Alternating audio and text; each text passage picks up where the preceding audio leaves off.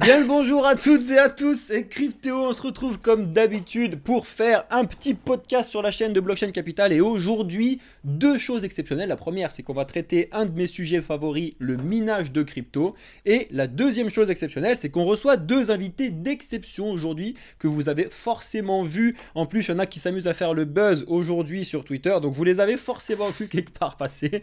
Donc on est avec Flo et Monsieur TK aujourd'hui. On va discuter de minage. Je vais vous laisser vous présenter. On va faire un petit tour de table d'où on vient, comment on est rentré dans les cryptos, comme d'habitude, pour les gens qui ne nous connaissent pas. Et après, on va faire une petite discussion minage. Je vous donne les points sur lesquels on va développer aujourd'hui. De base, on va reprendre rapidement la base. On verra qui voudra le faire sur la définition du minage et la technologie du pot. Ça va être vraiment la base des bases. Ensuite, une petite base aussi. Ça, TK, je sais que tu aimes bien le dire dans tes vidéos. C'est super bien. Est-ce qu'il y a que le pot dans le minage ou est-ce qu'il y a d'autres technologies qui arrivent sur le minage? Bien évidemment. On va parler de matos sur le minage, donc ça on va t'attendre un peu Flo là-dessus. On va bien évidemment parler du fait qu'il faut s'éduquer avant de rentrer n'importe où. Il faut passer du temps sur l'éducation, regarder un petit peu ce qui se passe de partout. Donc on va voir ça ensemble, pourquoi c'est important et où est-ce qu'on peut s'éduquer. Conscient de là où on doit mettre les pieds, quels sont les avantages et les inconvénients de la pratique du minage. Très important parce qu'il y en a vraiment de tout et de n'importe quoi qu'on entend partout. On va voir un petit peu le minage en France versus ailleurs. Ça aussi, je pense que vous allez pouvoir nous aider pas mal à discuter là-dessus. Et enfin, on va finir avec mon petit préféré, le minage versus l'écologie, où on va regarder si le minage est enfin écologique, est-ce qu'il est mauvais ou est-ce qu'il est bon pour la planète, et est-ce que c'est des grosses fautes qui sont à chaque fois au sujet des médias. Et on va faire une petite réponse à vos questions. Je vous balancerai aussi quelques petits sites pratiques et je vous laisserai me dire, TK et Flo, si vous avez des sites aussi encore d'autres. J'en ai mis 4 vite fait. Je suis resté sur la base des bases, parce que je sais qu'il y a beaucoup de débutants. Et, euh, et voilà. Bon, je me présente rapidement, les amis. Donc, Cryptéo, je suis cofondateur du projet Blockchain Capital. Moi, je suis analyste financier de métier, donc ingénieur en finance, depuis 2017. Et c'est aussi en 2017 que j'ai découvert les cryptos. Et je suis rentré dans l'écosystème crypto via le minage. J'ai commencé comme un petit bébé en me disant, bah go, je vais utiliser ma petite carte graphique éclatée de mon ordinateur pour pouvoir faire du minage. Je me suis très rapidement rendu compte que c'était éclaté, que si vous voulez faire quelque chose de sérieux, il fallait aller un peu plus loin. J'ai passé beaucoup de temps à me renseigner dessus. 2018, je suis rentré dans une boîte et en arrivant dans la boîte, le gars il m'a dit, moi, tu connais les cryptos et tout? Bah écoute, là, je suis en train de virer l'informaticien. J'ai 74 cartes graphiques qui tournent dans le truc de processeur là, enfin dans la salle des data là.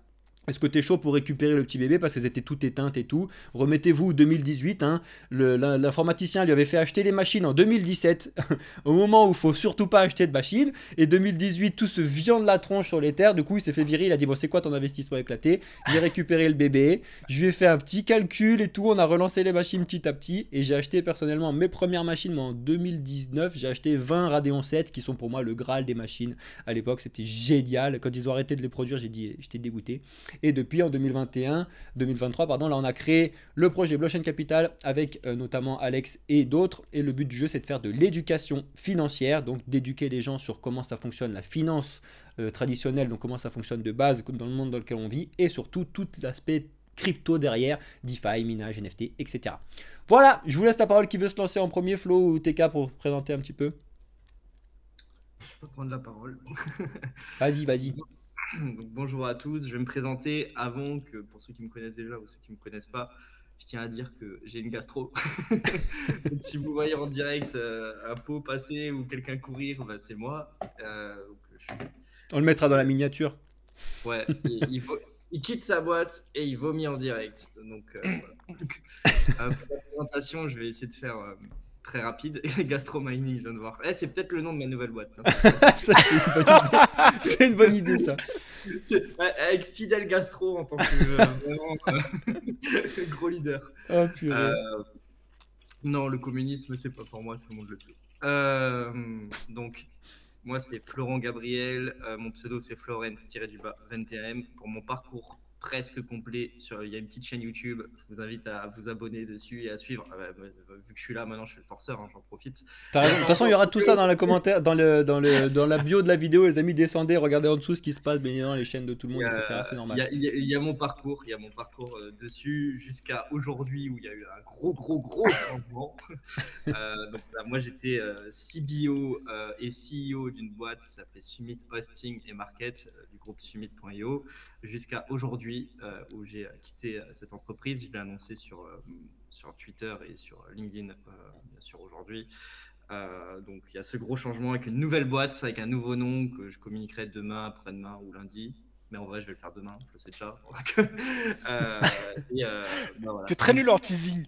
Je vais Ouais. pas te le dire, mais très mauvais, très mauvais, un vrai livre ouvert. CBO, c'est pas un burger, je viens de lire. Alors je réponds juste à ça parce que, en fin de compte, on me disait Flo, il faut que tu te trouves un titre, genre CEO, truc.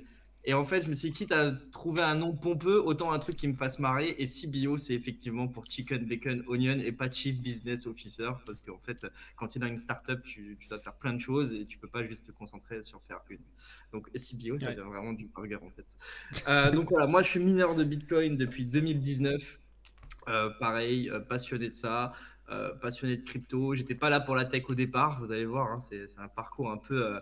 Je pense que Netflix, ils vont me demander les droits un jour. C'est vraiment n'importe quoi, mais et encore, j'ai pas tout raconté. Parce qu'il faut attendre qu'il y ait prescription quand même pour tout raconter, mais ce serait bête d'aller en prison quand même. Ouais, c'est clair.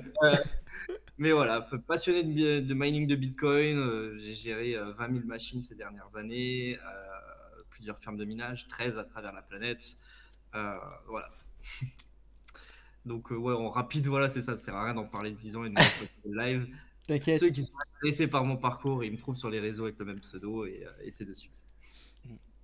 Parfait. Merci Flo. Merci à toi. quel homme. Quel homme. C'est difficile de passer après ça. Hein. C'est T'as difficile vu de passer après. Et encore, Aïe, aïe, aïe. Et moi, je me présente, donc pour ceux qui ne me connaîtraient pas, donc moi c'est Monsieur TK. Je me suis lancé un peu comme toi, en tout cas au début, j'ai commencé à investir, enfin à m'intéresser aux crypto-monnaies en 2016 en ce qui me concerne, et j'ai commencé effectivement aussi par l'aspect minage de la chose. Je me suis vraiment pris au jeu, j'ai vraiment apprécié l'écosystème. Et à l'époque, quand je me lance, j'écris pas mal de tutos, d'explications, etc., pour apprendre aux gens justement comment se lancer dans le minage, ce que c'est le minage, etc. Parce qu'à l'époque, il y a quasiment pas de contenu en français, c'est Il y avait quasiment que du rien. contenu anglais. C'est Il y simple, avait il y rien, avait rien. il y avait rien. C'était que de l'anglais, de l'anglais Ouais. technique. Windows. Donc moi qui suis plutôt à l'aise avec, c'était pas trop un problème, mais voilà.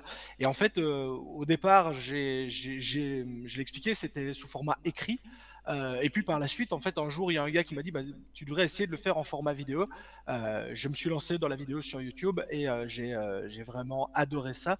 Et j'en ai fait maintenant mon métier, puisque effectivement, je vis de cette activité, donc de vulgarisation de l'écosystème des crypto-monnaies. Et je pense que je l'ai posté aussi hier d'ailleurs sur Twitter. Actuellement, il y a plus de 400 vidéos sur ma chaîne YouTube qui sont des vidéos tuto, vidéos explicatives, vidéos de présentation, etc. Sur à peu près tout. Alors on parle beaucoup de minage, effectivement, mais il y a également d'autres domaines de l'écosystème crypto qui m'intéressent. Ceux qui me connaissent un petit peu savent de quoi je parle. Hein. Donc, ce sera notamment tout ce qui est les nodes, les masternodes, le staking, etc., qui sont des solutions alternatives au minage pour d'autres crypto-monnaies. Et donc, voilà un petit peu mon parcours. Moi, j'ai commencé en 2016 et je suis toujours là et toujours plus motivé que jamais pour continuer cette belle aventure avec vous tous. Top. Top, merci à toi. Ta chaîne, tu l'as lancée en quelle année? C'est à partir de quand que tu as vraiment lâché tout ce que tu faisais à côté pour te consacrer qu'au Donc réseau? la chaîne, je l'ai lancée en 2018, mais en 2018, bon, je me lance, hein, là, t'as 5 abonnés et de ça, donc c'est Ouais. pas ça.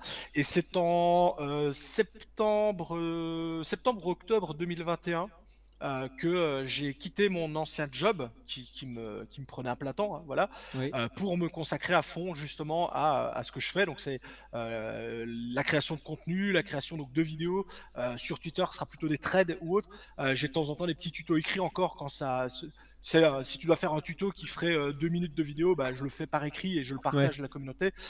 Donc voilà, ouais, c'est septembre 2021. Donc là, ça fait plus de 2 ans déjà que je suis à fond dans l'écosystème 100%, quoi.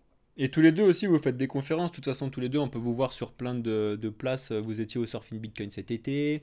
Vous étiez tous les deux, je sais plus si toi tu étais Flo aussi en Suisse là. Si t'étais toi Flo, c'était quand? Il y en En avait mai. plusieurs. Au C'était quand GEC. TK l'événement que tu avais fait en Suisse là?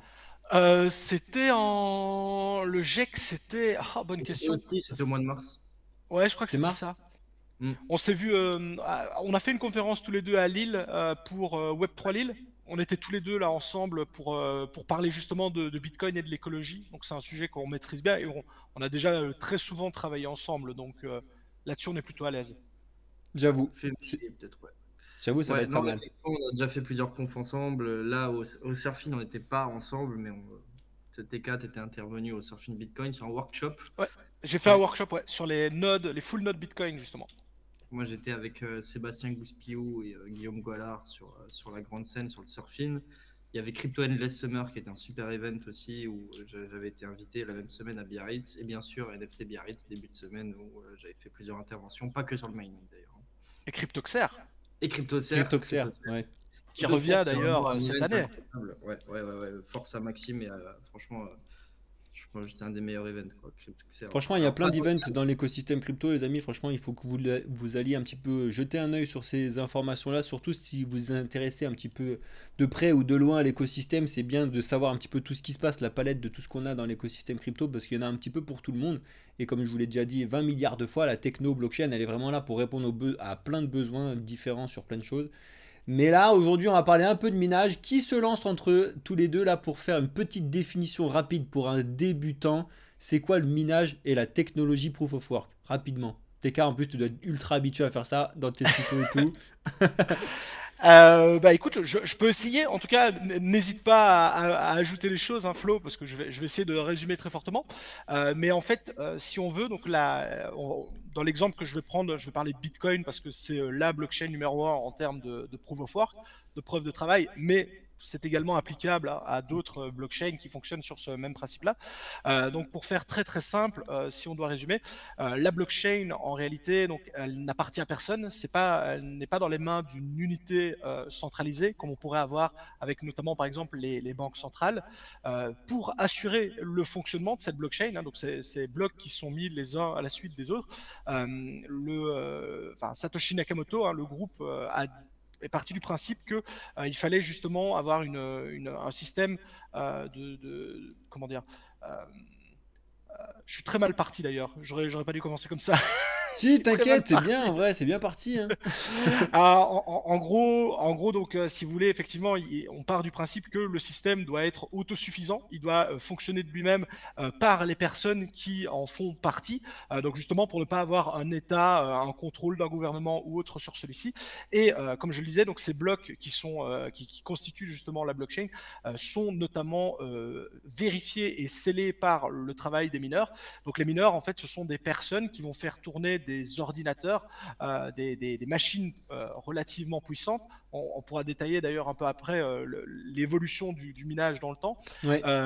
Et donc en fait, ces mineurs sont tous en compétition les uns avec les autres pour obtenir le fameux Graal, c'est-à-dire d'être sélectionnés pour pouvoir valider le bloc et entre guillemets l'accrocher à la blockchain pour continuer à faire avancer cette chaîne de blocs. Et alors pourquoi est-ce que c'est très intéressant pour les mineurs justement de faire ce système de minage? C'est tout simplement parce que comme tout travail mérite salaire, les mineurs sont également récompensés pour le travail qu'ils fournissent, puisque ils ont dû acheter la machine consomme de l'électricité, etc., etc. Et ces mineurs sont récompensés sur Bitcoin par une récompense qui tombe plus ou moins toutes les 10 minutes, puisque toutes les 10 minutes, c'est le temps moyen d'un bloc sur Bitcoin. Les mineurs empochent 6,25 BTC plus les frais de transaction qui, à l'heure actuelle, sont relativement faibles, donc on va dire qu'ils gagnent 6,25 BTC. Donc au tarif actuel, vous faites 6,25 fois 27 ou 26 000 dollars pour avoir le prix. Et donc on comprend bien que pourquoi les mineurs cherchent absolument à être le mineur sélectionné pour valider le bloc. Et donc tous ces mineurs, en travaillant pour la blockchain, dans notre cas la blockchain Bitcoin, ils assurent sa sécurisation, sa décentralisation, son bon fonctionnement, etc. etc. Et je terminerai là-dessus. Il faut savoir qu'effectivement, Bitcoin, il a 14 ans. Ça fait 14 ans que le minage sur Bitcoin fonctionne et ça n'a, jusqu'à maintenant, ça n'a jamais été mis en défaut. Ce qui veut dire que donc c'est un consensus, puisque on parle de consensus dans ce cas-là, qui est, jusqu'à preuve du contraire, extrêmement résilient, extrêmement efficace et qui a d'énormes avantages en ce qui le concerne. il a également des inconvénients. On en parlera un peu plus tard, à mon avis, quand on abordera le côté de l'écologie. Mais voilà, ça a énormément d'avantages.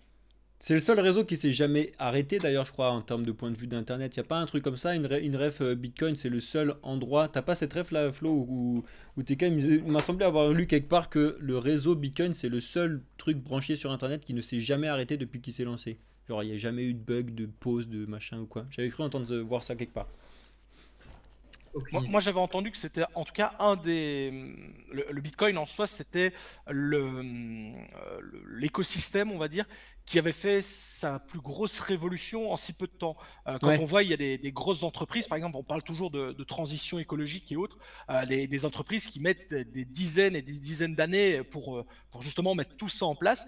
Bitcoin, en quelques années, on est passé alors, j'aime pas utiliser le mot le minage sale parce que c'est pas vraiment le cas, mais on a maintenant, on en parlera quand on parlera de l'écologie et autres, mais maintenant on a un Bitcoin qui est, je connais plus, je sais plus si c'est 65 ou 70% en énergie. Alors, comment on appelle ça? C'est pas renouvelable, c'est verte. surplus de production. Des énergies vertes, comme ça, ils foutent tout dedans. Ouais. Vert. Vert, c'est récupéré, c'est renouvelable, c'est C'est les machin. surplus de prod. C'est Ouais, plus de surplus de prod avec, comme, enfin, Flo le connaît très bien avec le flare gas et compagnie, ouais. qui peuvent être utilisés entre autres par rapport à ça, quoi. C'est ça. C'est ça. Mais du coup, voilà, vous l'aurez compris, le minage, c'est vraiment, et c'est pour ça, c'est pas pour rien qu'il y a le mot minage à l'intérieur. Faut voir comme un mineur d'or. Il va prendre sa pioche, donc il va travailler, d'où le nom proof of work, preuve par le travail, et il va essayer d'aller récupérer de nouvelles pépites d'or qui n'étaient pas encore sur le marché. Donc, c'est des nouveaux bitcoins qui sont créés à chaque fois. C'est pas des bitcoins qui sont déjà sur le marché. Moi, quand je me mettais à faire du minage, je disais, ouais, moi, je suis une banque centrale, je crée des Ethers à l'époque, je faisais des trucs comme ça. Il me dit, qu'est-ce que tu me racontes et tout. Je dis, bah ouais, regarde, là, je les amenais dans ma cave et tout, j'avais mes machines et je fabriquais des Ethers. Il me dit, mais c'est un malade et tout, il a des trucs dans sa cave et tout. Mais oui, en même temps, c'est comme ça que ça fonctionne. Le minage, tu vas créer des nouvelles cryptos qui rentrent dessus et bien évidemment, vous vous rendez bien compte qu'il y a une tokenomique derrière. C'est pour ça que vous devez vous renseigner. Le Bitcoin n'aura jamais plus de 21 millions, d'où le nom de Florent-du-bas 21. Bref, le 21 dans l'écosystème crypto est rentré vraiment, enfin, rester bien ancré très très fort, c'est un signe assez important. Et il y a d'autres blockchains qui sont où il n'y en a jamais un maximum, etc. C'est pour ça que la tokenomique est hyper importante à regarder dedans, même dans l'écosystème du minage d'ailleurs. Donc là, voilà, on a vu rapidement pour vraiment la base ce que c'est que le minage. Est-ce que vous pouvez me dire quelles sont les autres technologies qui rentrent quand même dans la partie minage, les autres consensus, mais qui ne sont pas par la preuve de travail? Moi, j'en ai déjà plein d'autres, mais est-ce que vous voulez en donner un exemple là-dessus, même si c'est clairement pas les plus lucratives, les plus pratiquées non plus, etc. pour X raisons, mais quelles sont-elles un peu? Flo, tu veux y aller ou tu veux laisser tes cas? Attends, je t'ai même pas écouté, j'ai rigolé à une blague. Et allez, voilà, t'as regardé sur le live. Proof of concentration, quand t'as la gastro et que t'as pas d'envie, je te dis, tu dois aller là. Elle Et est là, propre, elle est propre, je l'ai vu passer. même que je le dise, mais tu vas devoir sur YouTube, tu vas te faire batch. Oh, en vrai, C'est, t'inquiète, t'inquiète. vous préférez niquer ou le minage? Moi, perso, j'aime les deux, niquer minage. T'as vu, il va prendre tous les trucs. Attends, on n'a pas encore, je sais plus qui. Il y a je sais plus qui est bien troll aussi sur les trucs. Bon, vas-y, on va laisser TK répondre. C'est quoi les autres technologies de minage? Mais donc, en fait, effectivement, pour faire très simple, en fait, quand on parle de minage, de proof of work, en fait, ça englobe une grande famille de procédés, de techniques qui existent. La plus connue, hein, enfin, c'est celle dont on parlait, donc c'est le minage via les machines spécialisées pour Bitcoin, par exemple. Ça, c'est du minage ASIC. On a des dérivés, des autres façons de faire. On a par exemple du minage au processeur, hein, donc le processeur qu'on a dans un ordinateur, n'importe quel objet, entre guillemets, ils ont des processeurs, il y a ce type de minage-là, donc qui reste dans la grande famille du proof of work, mais qui est une sous-catégorie. On a le minage que moi je connais particulièrement parce que c'est celui que j'ai fait. Moi j'ai fait beaucoup de minage GPU, donc du minage avec des cartes graphiques, donc qui est une autre forme de minage. Ça fait toujours partie du proof of work, mais on a voilà ici des cartes graphiques qui font le travail et non pas une machine spécialisée qui porte le nom d'ASIC pour le minage. Et alors après, ça c'était vraiment les trois grosses catégories du proof of work. On a également d'autres systèmes avec des preuves de stockage. On a des systèmes où on doit mettre de l'espace de stockage à disposition, des systèmes où on doit mettre de la bande passante à disposition d'un réseau, etc., etc. Donc il y a de sous-petites catégories. Et face à ce gros domaine qui est le Proof of Work, en face, on a ce qu'on appelle le Proof of Stake, c'est-à-dire non plus la preuve de travail, mais la preuve d'enjeu. Et en fait, quand on parle de preuve d'enjeu, bah, ça veut très bien dire ce que ça veut dire. Vous allez devoir mettre en jeu des tokens ou des coins, notamment pour vous permettre soit de monter des nodes, enfin nodes, masternodes, soit de participer à des nodes validateurs en déléguant des fonds. Et donc là, vous allez devoir mettre d'une certaine façon en gage des coins. Et c'est ce phénomène justement de mise en séquestre de vos coins, de vos tokens, qui vont permettre à ce moment-là de sécuriser, enfin de faire fonctionner une machine, toujours, c'est toujours la même chose, toujours une machine à un moment donné qui travaille pour sécuriser le réseau. Et donc ça, c'est vraiment totalement différent, c'est une autre vision, une autre approche qui est complètement différente de ce qu'on a parlé avec le minage. Ça a également ses avantages, ça a également de gros inconvénients dont on pourra parler. Donc c'est vraiment les deux grands types de consensus qui, je vais pas dire s'opposent, parce qu'au final, il n'y a pas vraiment de bataille entre eux, mais généralement, si vous êtes sur Bitcoin, vous êtes plutôt tendance à être favorable au Proof of Work, et si maintenant vous êtes sur Ethereum, qui a fait sa transition, il y a de fortes chances que vous soyez plutôt Proof of Stake, donc preuve d'enjeu, avec, il y en a un petit peu pour tout le monde, quoi. Exactement. Mais en fait, tout le débat, il vient tout le temps du trilemme de la blockchain, à savoir, du coup, sécurité, décentralisation et scalabilité. Le but du jeu de n'importe quel projet, Bitcoin y compris, c'est d'essayer de trouver l'ultime solution au trilemme, d'avoir vraiment la meilleure décentralisation, la meilleure sécurité et la meilleure scalabilité. Et à chaque fois, il y en a toujours un problème. Vas-y, Flo, tu veux rebondir dessus? Là, ça y est, ils ont réussi, hein, ils ont trouvé un nouveau. Ils en ont fait un ASIC sur cet algorithme. Encore un Bitcoin killer qui résout ce trilemme de la blockchain. Encore un.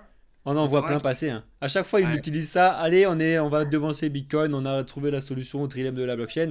Mais en gros, vraiment, on est né avec le minage de crypto, donc le proof of work, qui est d'ailleurs devenu proof of work que quand on a inventé les autres choses. Mais ce que vous disiez, TK, c'est qu'il y en a plein, ce que je vous ai mis là sous les yeux, que vous retrouvez dans notre Discord. Mais il y en a plein de façons différentes, qui est souvent en proof of quelque chose. Pourquoi? Parce qu'en fait, c'est juste une méthode différente de valider la blockchain, de valider et de sécuriser les transactions de la blockchain.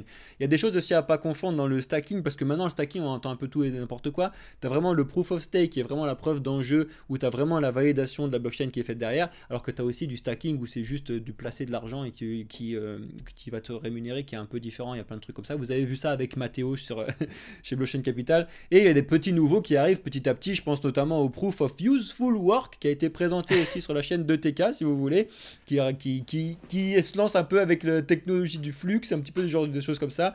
Le but du jeu, pour vous faire très très simple, c'est encore une fois d'essayer de trouver des solutions pour essayer de pallier aux problèmes de tout le monde. Mais là, le but du jeu, c'est qu'ils se sont dit, bon, en gros, on a des machines qui tournent, ça résout des algorithmes à longueur de temps. On va se servir du fait de ces algorithmes, de les mettre sur quelque chose d'intéressant, à savoir de faire les calculs pour la météo, de faire un calcul sur un météorite, de faire un calcul sur n'importe quoi, en plus de juste faire un calcul pour la blockchain. En soi, c'est hyper intéressant. Par contre, à développer, ça doit pas être le même délire. Mais je sais pas où ils en sont d'ailleurs. Je sais pas si TK, t'as des sortes Ah ben, des mises à je te jour dirai Flux. ça la semaine prochaine, puisque la semaine prochaine, je suis invité à la grande messe annuelle justement du Flux, Ok. où ils vont présenter ce fameux Proof of Useful Work.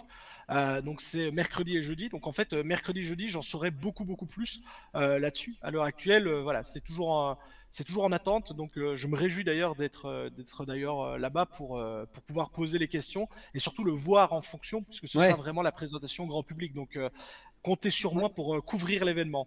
Parfait. Tu Cadena, nous feras une belle petite vidéo là-dessus.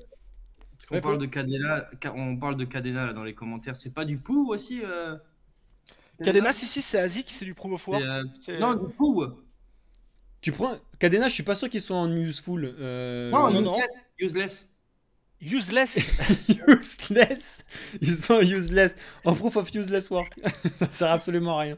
J'ai- J'allais dire, je comprenais pas la vanne, mais là j'ai Ouais, je me compris. suis dit, qu'est-ce qu'il dit? Aïe aïe aïe. Le Caspa, c'est encore autre chose. Le Caspa fait partie des projets qui se sont en arrivant en disant on est les Bitcoin killers quand ils sont arrivés sur le truc. C'est peut-être le cas un jour. Bon, il y en aura bien sûr qu'il y aura un projet un jour peut-être qui va réussir, mais en attendant, il n'y en a aucun qui fait ses preuves. C'est que si t'as pas l'adoption, bah déjà c'est Quand mort. t'as pas Et l'adoption, c'est compliqué. une fois que t'as pas l'adoption, une fois que tu as l'adoption, c'est là qu'on voit que ça ne fonctionne pas. Tu vois, c'est comme avec Solana. C'est une fois que tu as du monde, la scalabilité, elle n'est pas là, quoi. Ouais. C'est- On va partir sur le débat de Solana. Et je Tu sais vas avoir que des problèmes là, toi. Tu cherches déjà à avoir des problèmes. Ça fait 20 Ouais, minutes qu'on est en live. aujourd'hui, c'est ma journée. Hein. Aujourd'hui, c'est ma journée.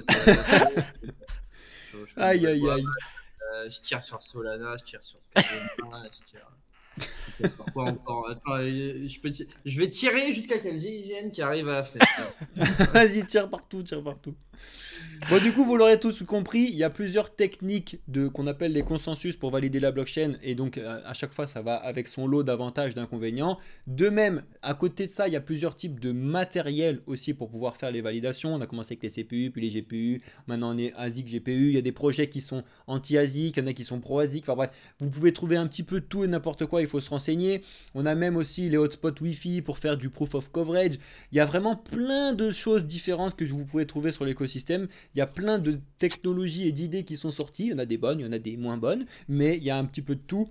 Et essayez de comprendre là-dessus, et c'est justement le sujet d'après, c'est l'importance de s'éduquer avant de rentrer dans le mur et de faire un peu comme moi personnellement au début. Je suis arrivé comme un dindon, j'ai dit voilà bim, je vais faire un peu comme Flo, je suis pas rentré pour la technologie au début, maintenant je suis carrément pour la technologie, mais au début je suis vraiment rentré, je me suis dit tiens, là je suis en sortie d'école d'ingé, mon projet, j'étais en train de développer un truc, est-ce que je vais travailler tout de suite ou quoi, et j'ai regardé un petit peu le spectre de ce que j'avais devant moi, de ce que je pouvais faire, et j'ai vu en même temps en parallèle, c'était plein de moments de bull run de crypto 2017, mais tiens ça monte de partout et tout, c'est quoi, c'était la deuxième fois que j'entendais parler ça. Avant j'en avais entendu parler en 2000, quand il avait touché les 1000 balles pour la première fois, mais après comme il était retombé j'avais oublié comme tout le monde, puis j'étais jeune aussi, de toute façon il n'y avait pas de thune, bref, et du coup j'ai passé énormément de temps à m'éduquer sur toute cette partie là, et mine de rien maintenant ça me paraît hyper simple de vous dire vraiment voilà, ce projet là il est là-dessus et il aime bien les ASIC alors qu'il aime pas les GPU, et même dans les GPU il y a des Nvidia Pro, il y a des bref, il y a ou des AMD etc. Maintenant je suis carrément calé là-dessus, mais par contre quand tu arrives et que tu dis bah go je vais faire de la thune avec ça, si t'as pas un minimum d'éducation, vous allez prendre le mur comme ça, vous allez faire comme tout le monde, vous allez sur le site, vous allez dire tiens, alors c'est quoi la dernière carte graphique la plus importante, la meilleure, c'est celle-là, la 4090, tu vas en acheter une chier, et moi je suis là pour te dire que c'est pas la bonne solution. Parce que quand tu vas faire ton investissement derrière, c'est pas forcément la bonne solution. Donc il faut Si vous voulez acheter s'éduquer. une carte graphique, j'en ai plein à vendre et c'est une excellente solution. Vraiment. Carte graphique c'est une très très bonne solution, mais c'est juste que pas toutes les cartes graphiques sont des bonnes solutions. Et après, c'est pareil sur l'éducation, parce que là, on parle des cartes graphiques, mais après, il faut aussi s'éduquer un minimum informatiquement parlant. TK, il vous l'a dit un milliard de fois. C'est-à-dire que tu mets pas n'importe quel graphique sur n'importe quelle carte mère, avec n'importe quelle pros, avec n'importe quelle alimentation, surtout, si vous voulez foutre le feu chez vous, let's go. Il y a vraiment un truc, il faut passer du temps dessus. Sinon, vous allez aller faire des achats de partout. En général, en plus, tu les achètes sur du AliExpress, sur certains trucs. Tu arrives chez toi et vas-y, abuse-toi bien. Après, en plus, il faut s'occuper de garder des trucs. Il faut remettre du pad pour pouvoir s'occuper de faire de l'entretien des rigs, etc. Il y a quand même pas mal de choses à faire. Donc l'éducation, c'est hyper important. Tu vas rajouter des trucs un peu sur l'éducation, TK? On a perdu Flo, que s'est-il passé? Je ne sais pas, mais pour répondre, en fait, c'est vrai que le minage, en fait, c'est à la fois quelque chose qui est très tranquille à partir du moment où on a les connaissances, où on a Ouais. configuré les machines et autres. Moi, c'est ce que je dis, c'est ce que je dis souvent, en tout cas, quand on va se lancer, donc que ce soit le minage, peu importe la forme de minage que vous sélectionnez, ou si vous êtes plutôt team staking, node et autres, ça va vous prendre un peu de temps au début pour, comme tu l'as très bien expliqué, sélectionner le matériel, sélectionner les composants, un peu comprendre comment ça fonctionne au niveau voilà, de la configuration de la machine, de la configuration du wallet. Recoucou Flo. Ouais, Donc, je préfère couper que vous laisser avoir le son et l'image de ce qui s'est passé. Ouais, on a cru comprendre. On a vu. Ils ont tous deviné dans le truc, c'est bon, tout est bien. Ah ouais. donc, et donc voilà, en fait, ça demande un peu de temps au départ pour se former, s'éduquer et comprendre un peu comment ça fonctionne. Par contre, ce qui est génial, c'est ça le gros avantage, c'est qu'à partir du moment où vous avez votre connaissance de base et que vous avez configuré les machines, donc peu importe la machine, peu importe le système, et bien après, c'est ça qui est génial, c'est qu'indirectement, ça tourne tout seul, ça va fonctionner. Ouais. Alors, il peut y avoir des pannes, il peut y avoir un peu de, comme tu l'as très bien dit, il y a des moments où il faut remplacer les pattes thermiques, il y a un peu ça arrive de faire de la maintenance, mais tu fais pas de la maintenance tous les jours. À moins Ah que tu aies non. comme Flo le disait, à moins que tu aies une énorme ferme avec des Ouais, milliers de Ouais, composants. pourquoi t'as une giga grosse ferme, tu fais de la maintenance tous les jours parce que t'as forcément, Mais t'as forcément Ah un non, à un CPU qui moment, craque. c'est l'enfer, hein. Tu fais que ça. Hein. Ta vie, c'est changer des ventilos. Donc, Ouais, voilà, c'est ça. T'as dit, les ventilos, c'est généralement, le plus chiant des trucs à faire, quoi. Vraiment une catastrophe. généralement, quand t'en es à cette étape-là, généralement, t'as du personnel avec toi, t'es pas tout seul. Ouais, ouais, normalement, ouais. ça devrait être pas mal. Quand on est à ce Parce que stade-là, si c'est tu pas dois mal. gérer 1000 GPU tout seul, il faut du courage. Ah la vache, Ah ouais, donc c'est voilà. clair. En C'est gros, clair. c'est ça que je voulais dire, c'est que ça demande un peu de temps pour comprendre, assimiler les bases. Ça prend un peu de temps pour les configurer. Par contre, après, vous pouvez vraiment être tranquille sans se prendre la tête. C'est voilà, si vous avez un rig de 6 cartes, vous avez un ASIC. Je veux dire, à partir du moment où ça tourne, vous le regardez une fois le matin, une fois le soir pour voir que ça n'a pas planté. Et Ouais. c'est tout ce que vous avez à faire. Et derrière, la machine, elle produit. Donc c'est plutôt assez tranquille comme travail. Encore une fois, si on n'est pas dans un cas extrême comme avec une ferme ou autre, on est Oui, d'accord. c'est ça. En fin de compte, aujourd'hui, le mining GPU, c'est quand même très complexe. On se tourne quand même de plus en plus sur le mining Bitcoin, même les fermes, on arrive Ouais. sur du mining ASIC, hein, clairement. Alors, la question qui revient souvent, c'est je vais enlever les commentaires parce que moi je suis TDAH complet, donc je lis les commentaires. Voilà, c'est bon, je les vois plus. Et même le fait de miner chez soi, il va y avoir des limites. Donc la première limite, c'est si on prend un ASIC, ça va être le bruit. Parce qu'en fait, c'est 80 décibels, hein, donc 80 décibels avec une fréquence très aiguë. Donc ça remontera dans les murs, ça va faire du bruit partout. Il y a des solutions pour un peu diminuer le bruit, mais ça va rester très bruyant. En appartement ou quoi, oubliez les amis. Hein. Mais Ah ouais, ne ouais, dites ouais. pas, je le mets dans la chambre, j'ai 2 chambres et tout, mais genre, oubliez complet. Quand vous vous Non, dites parce ça qu'en fait fait, il y a du le bruit, deuxième ça fait du problème qui bruit. arrive. C'est pas une blague, quoi. Il y a le deuxième problème qui arrive, c'est l'extraction de chaleur. Donc, Ouais. l'extraction de chaleur dans une pièce, extraire 3,3 kW tout le temps, c'est des sacrés gains, quoi. Hein. Vos voisins, ils vont vous voir à l'appartement, ils vont faire, il fait de la beuh, le garçon. C'est clair. Donc ils vont venir, ils vont voir que vous faites ça, ils vont pas vous embêter, mais ça va faire du bruit, ça va faire des flux d'air aussi qui font du bruit. Donc c'est une très mauvaise idée.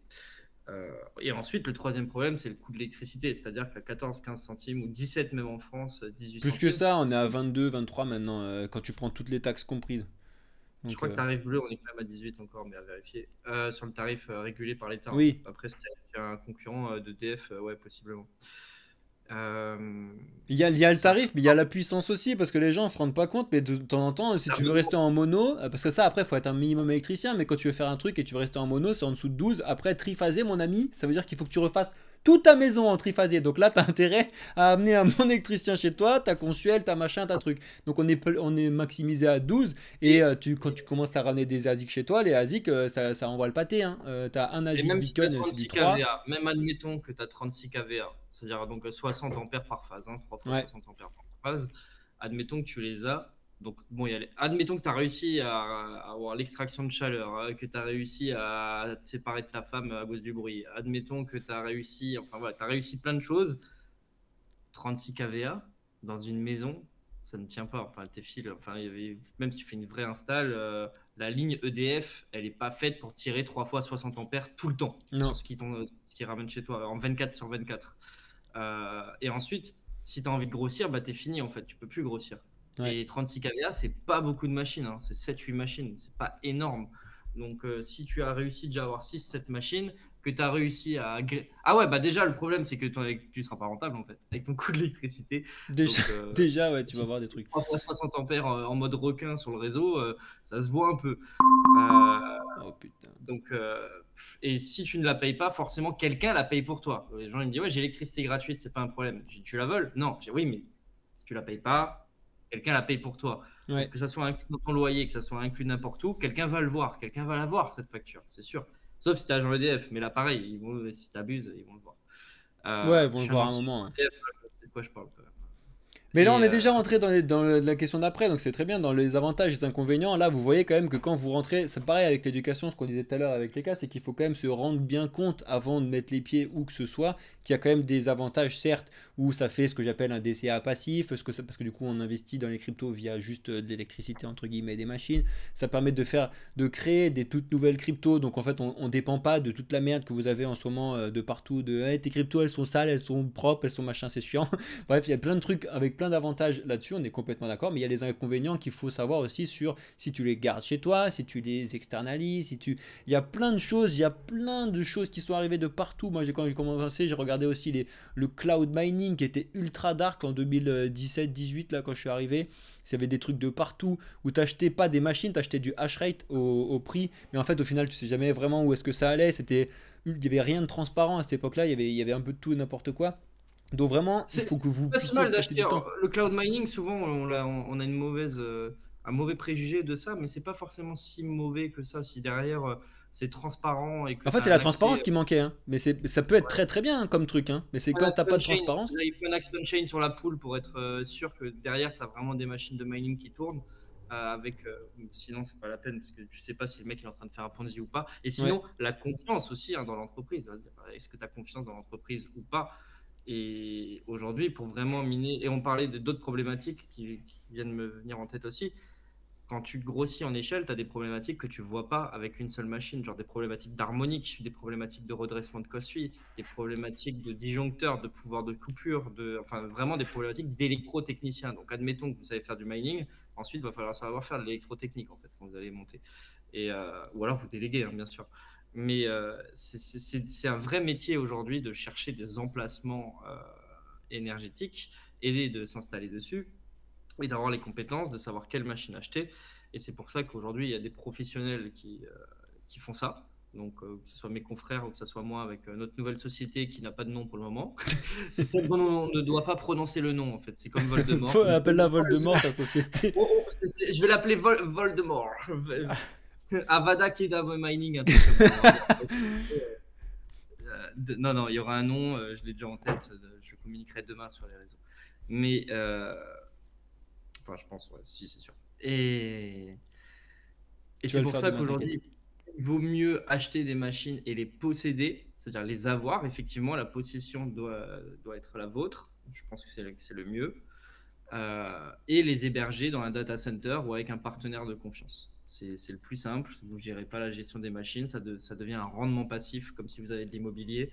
Bon, de l'immobilier sous stéroïdes, hein, c'est-à-dire qu'un jour vous gagnez rien, un jour vous gagnez beaucoup. Ouais. Mais c'est pour moi la meilleure façon de miner aujourd'hui. Et sinon, il y a la façon assez nerds, geek, c'est d'avoir quelques cartes graphiques chez soi, mais ne pas en faire une activité industrielle. Faut pas, ouais, quand on a chez toi, faut pas que ce soit indus, il faut que ce soit vraiment bien organisé et surtout, faut là actuellement pour être rentable ou pour que ce soit intéressant, de toute façon, faut récupérer la chaleur.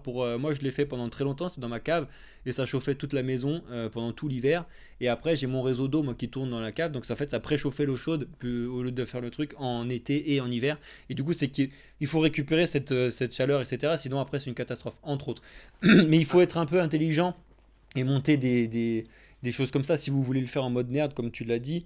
Après si vous voulez avoir plus d'investissement, effectivement là il y a plusieurs solutions qui peuvent vous être apportées, on vous en a déjà présenté quelques-unes, mais il faut s'intéresser déjà à la technologie. Je pense pas que t'aies beaucoup de gens qui sont venus, toi Flo, qui disent ouais j'ai envie d'acheter des machines, je connais rien, tiens prends mes 100 000 et amuse-toi. Je sais pas s'il y en a beaucoup, il y en a beaucoup qui font ça quand même.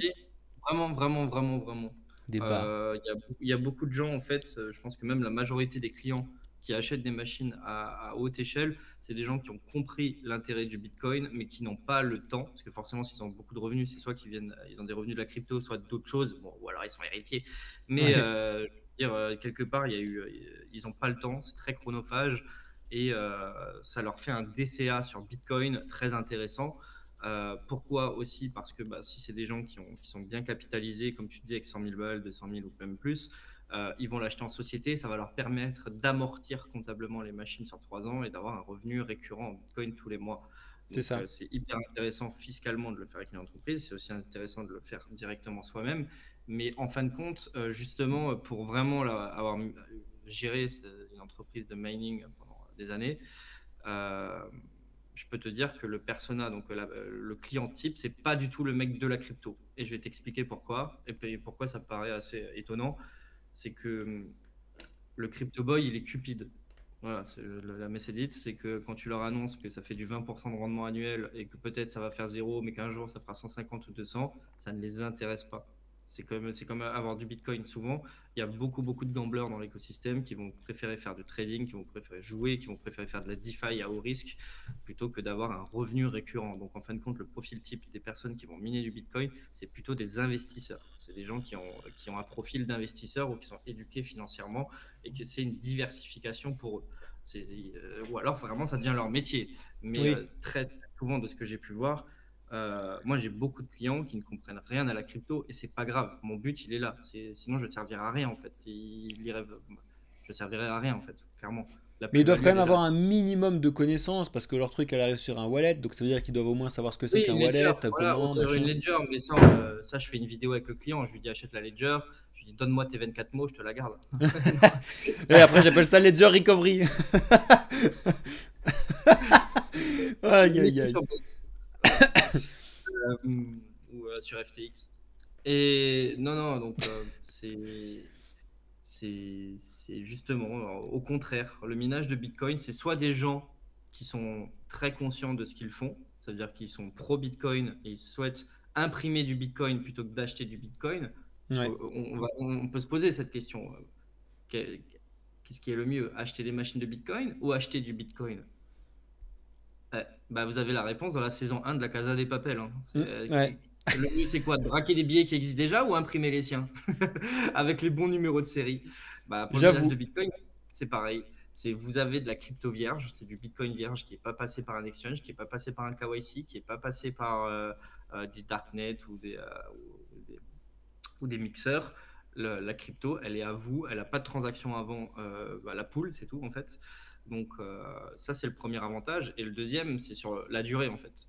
Et Mm. la durée, je parle pas des macarons, hein, je parle de la durée sur le temps. Oh, Euh, purée. Il en loupe pas une.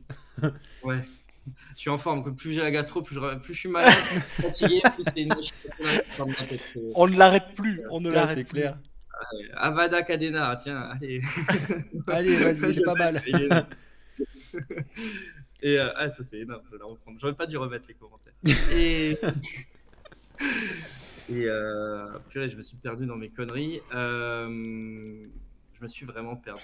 Mais t'inquiète, mais pour rebondir sur ton truc, c'est que c'est exactement ce que j'ai mis dans le papier d'analyse que j'avais fait à mon boss à l'époque. Je lui avais vraiment dit, parce que c'est pareil, il m'avait posé la question, il m'avait dit, bon, c'est bien drôle ton truc, tu crois que les cryptos elles vont remonter et tout. C'était le discours que j'avais en 2018, tu vois.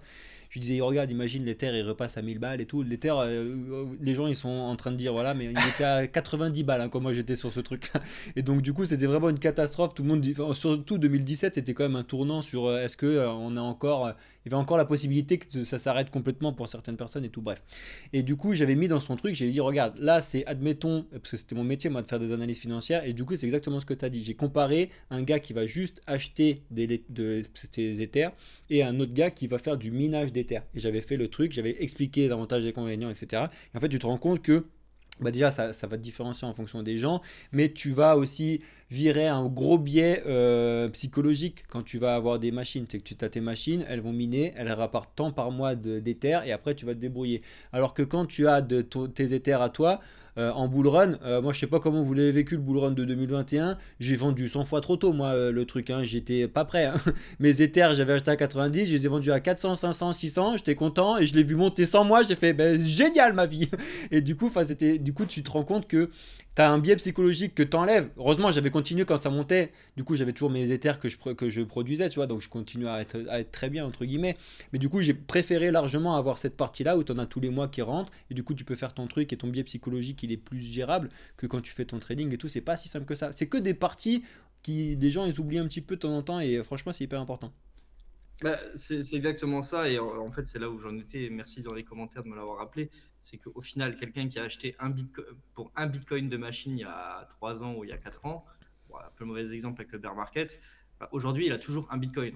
Mais quelqu'un qui avait acheté pour un bitcoin de machine, c'est ce que je disais, la première année, il avait peut-être 0,5, 0,6 Bitcoin plus la machine et la valeur résiduelle de la machine. La deuxième année, il avait peut-être 1,2, 1,3 Bitcoin plus la valeur de la machine. Et au début du bull market, il avait peut-être 1,4, 1,5 Bitcoin plus la valeur de la machine qui valait peut-être 3 Bitcoin ou 4. Ouais. D'un coup, la valeur de la machine a explosé parce que ce qu'il faut comprendre, c'est que le marché du mining, il a deux phases d'illiquidité énormes. La première, c'est quand le marché il va monter. Quand le marché il va monter, vous n'allez plus trouver de machines. Ou alors vous allez trouver un prix incroyable. Genre des machines qui étaient à 3 000 euros, elles sont retrouvées à 20 000. Et ensuite, une fois que vous l'avez, il faut trouver le data center. Donc, tous les data centers montent les prix de l'électricité. Il n'y a plus de place. Tout le monde veut placer ses machines parce que même les vieilles qui étaient plus rentables deviennent rentables. Donc, tout le monde rebranche. Et en fait, ça devient un enfer. Et les prix explosent. Et à l'inverse, il y a une phase d'illiquidité de marché à la chute, c'est-à-dire que le marché s'y divise par deux. Vous n'avez pas envie de vendre votre machine divisée par deux. Et en face, il n'y a pas d'acheteur non plus, parce qu'il va se dire ah, là, ça va peut-être encore tomber, j'ose pas acheter la machine. Donc il y a deux phases d'illiquidité complète, une où vous n'arriverez pas à acheter de machine, ou alors beaucoup, beaucoup, beaucoup trop cher, et une phase où vous n'arriverez pas à la vendre, où il ne faudrait pas la vendre même. Et ça peut durer très longtemps, le temps que le marché s'assainisse. C'est ça. Il peut se créer un phénomène que j'appelle le dilemme du mineur. Je vous souhaite de le vivre un jour, parce qu'il est formidable ce dilemme. C'est quand vous achetez des machines en bear market, vous n'allez pas faire beaucoup de rendement, voire vous allez flirter avec le seuil de rentabilité. Mais en fait, c'est là qu'il faut rentrer.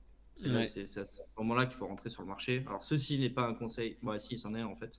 Et j'allais dire, c'est tout. C'est exactement ça. Y est, bim, ça. on est démonétisé de YouTube. Ça dégage. Oh bien, désolé. T'auras pas d'argent sur ta chaîne YouTube. Non, bien sûr que c'est sur du hardware, donc c'est pas grave. Ouais, c'est bon. C'est un conseil en informatique. Ça, on peut le faire. C'est un conseil informatique. C'est d'acheter le matériel quand il est pas cher. Ça va. Et quand il y en a. Faut faire gaffe, en 2023, on peut plus raconter. Non, mais tu parles en tout cas. Si on est à Dubaï, mais sinon, on peut pas. Et ce que je disais, c'est que acheter des machines qui rapportent presque pas de rendement. Je vais vous donner mon exemple perso. J'ai acheté des rigs de minage. Je vais pas rentrer trop dans la tech, c'était avec les noms, mais bon, je vais juste le dire pour TK et Théo qui vont comprendre.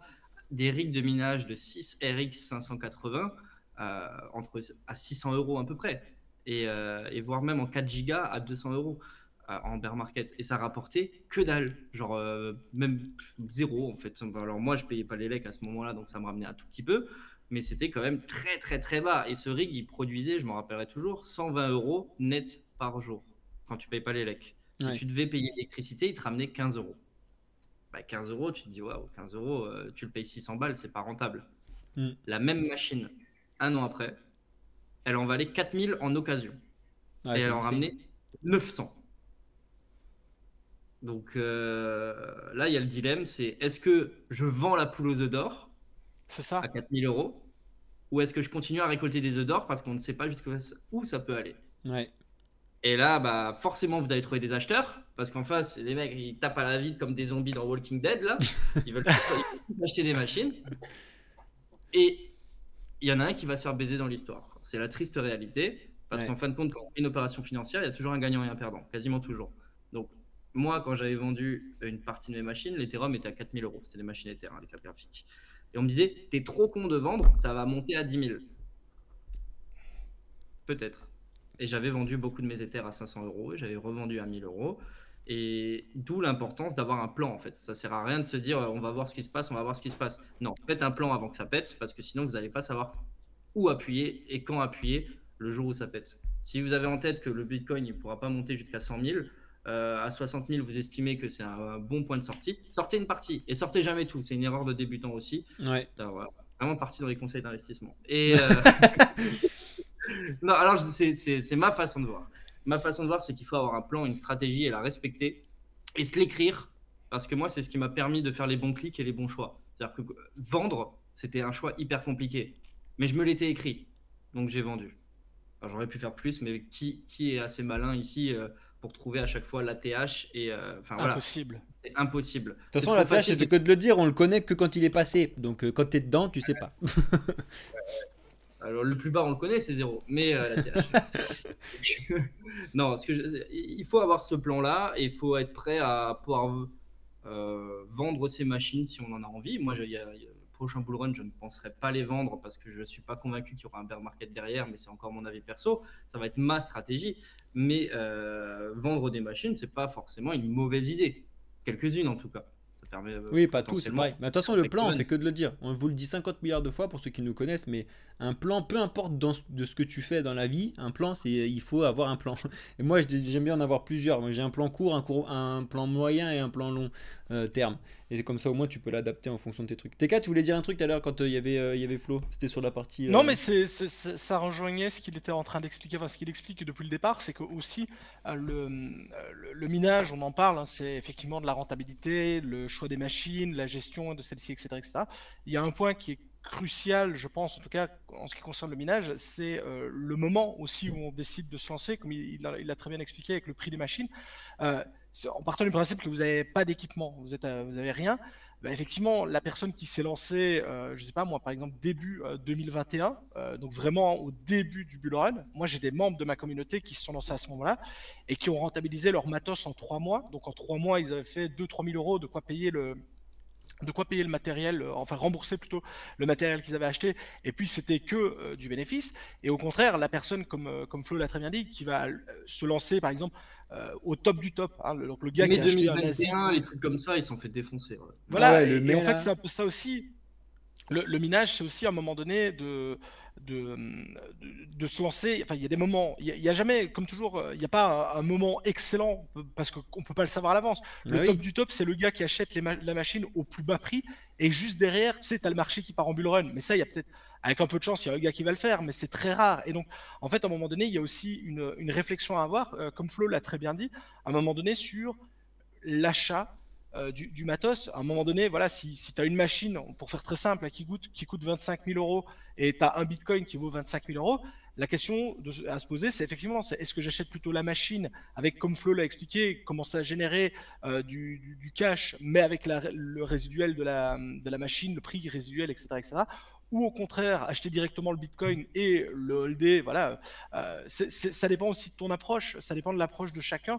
Et je pense d'ailleurs, et c'est ça qui est génial, et Flo l'a très bien expliqué aussi, c'est que le minage, c'est un processus qui, ok, permet d'une certaine façon de générer de la crypto-monnaie et donc indirectement de l'argent, mais je pense que c'est pas accessible à tout le monde. Et quand je dis accessible, c'est pas un problème de connaissance technique, puisque ça, avec des tutos, ça s'apprend. Je veux dire, donc moi Ouais. j'ai encore une fois, je prends des exemples que je connais, mais j'ai des gars qui étaient maçons, qui étaient jardiniers, donc qui n'ont aucune connaissance en informatique, qui ont monté leur rig de minage et ça s'est très bien passé, il n'y a pas eu de souci. Mais je pense à un moment donné aussi que le minage est une forme d'investissement qui est différente que d'investir directement dans le coin ou de faire du staking ou que sais-je. Et donc ça s'adresse pas à tout le monde. Et donc en fait, tout le monde ne doit pas faire du minage, tout le monde ne doit pas trader, tout le monde ne doit pas être un validateur avec un node, etc.